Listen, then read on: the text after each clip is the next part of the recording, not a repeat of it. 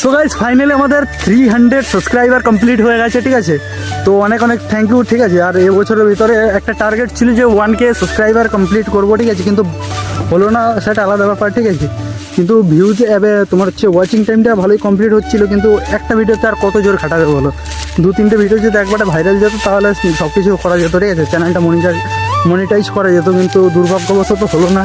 তো কোনো ব্যাপার না, নেক্সট ভিডিও হবে আশা করি।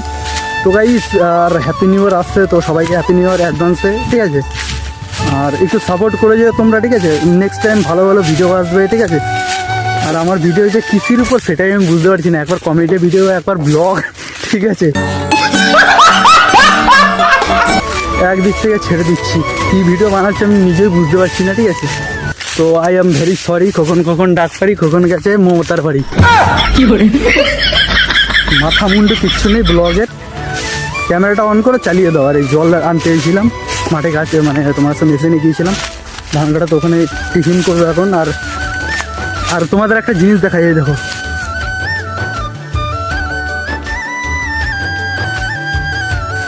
এটা হচ্ছে তোমার বাংলাদেশ আর ইন্ডিয়ার বর্ডার, ঠিক আছে।